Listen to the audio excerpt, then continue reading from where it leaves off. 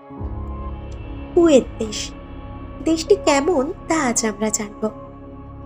আরব উপদ্বীপের একটি দেশ কুয়েত। দক্ষিণ পশ্চিম এশিয়ার পারস্য উপসাগরের তীরে ইরাক ও সৌদি আরবের মাঝখানে অবস্থিত এই কুয়েত। 18 এবং 19 শতকের দিকে কুয়েত একটি সফল বাণিজ্য বন্দর ছিল। 6500 খ্রিস্টপূর্বাব্দে কুয়েত ছিল মেসোপটেমিয়া ও নিউথিলিক পূর্ব আরবীয় মানুষদের কাছে আকর্ষণীয় স্থান। কুয়েতের রাজধানী হল কুয়েত সিটি বা কুয়েত শহর। প্রাচীন গ্রিকরা আসল এই কুয়েত শহরকে ল্যারিসা নাম দেয়। কুয়েত একটি রাজতান্ত্রিক রাষ্ট্র। এখানকার সরকারি ভাষা হল আরবি। বিদেশি ভাষা হিসেবে ইংরেজি ভাষাও প্রচলিত। এটি মধ্যপ্রাচ্যের সব থেকে ধনী দেশ। কুয়েতের আয়তন 17,400 বর্গ কিলোমিটার। দেশটি ছোট হওয়া সত্ত্বেও বিশ্বের অন্যতম ধনী দেশ এটি। 2020 সালের হিসেব অনুযায়ী কুয়েতের জনসংখ্যা 47 লক্ষ মিলিয়ন। তবে এই জনসংখ্যার 30% স্থানীয়, বাকি 70% অন্যান্য দেশের নাগরিক। দেশটিতে তেলের খনি আছে। দুবাইয়ের মতোই কুয়েতের মানুষও তেলের উপর নির্ভরশীল। এটি উষ্ণ মরুর দেশ।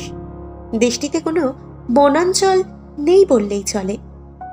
এটি বিশ্বের সবথেকে বড় তেলের খনির দেশ। দেশটির অধিকাংশ মানুষই তেল উত্তোলন ও তেল ব্যবসার সাথে যুক্ত। দেশটির মোট আয়ের 90% আসে তেল থেকে। কুয়েত দেশটি সৃষ্টি হয়েছিল 1613 সালে। এখানে মানুষ এত টাকা আয় করে যে তাদের অর্থ প্রাচুর্য আকাশ ছোঁয়া। বিশ্বের সবচেয়ে মূল্যবান মুদ্রা হল কুয়েতের মুদ্রা, যা কুয়েত দিনার নামে পরিচিত। এক কুয়েতি দিনার 2টি আমেরিকান ডলারের চেয়েও বেশি। কুয়েত দেশের আইন কানুন অনেক কঠিন। এখানে রমজান মাসে পাবলিক প্লেসে লাউড স্পিকারে গান বাজানো নিষিদ্ধ। এখানে সমুদ্রের নোনা জলকেই পানযোগ্য করে তুলে পানীয় হিসেবে ব্যবহার করা হয়। সেই কারণে এখানে জলের মূল্য প্রচুর। তেলের থেকেও জলের মূল্য বেশি এখানে।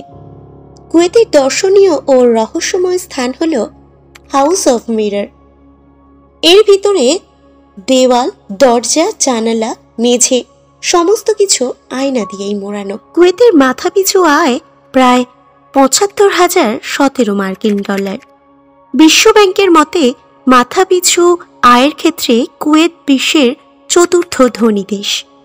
অর্থনৈতিকভাবে অনেক শক্তিশালী এই দেশ। 1938 সালে কুয়েতে প্রথম তেলের খনির খোঁজ পাওয়া যায়। 1961 সালের 19 জুন কুয়েত স্বাধীনতা লাভ করেছিল। কিন্তু এই জুন মাসের তীব্র গরমের কারণে প্রতি বছর স্বাধীনতা দিবস পালন করা হয় এই দেশে 25শে ফেব্রুয়ারি।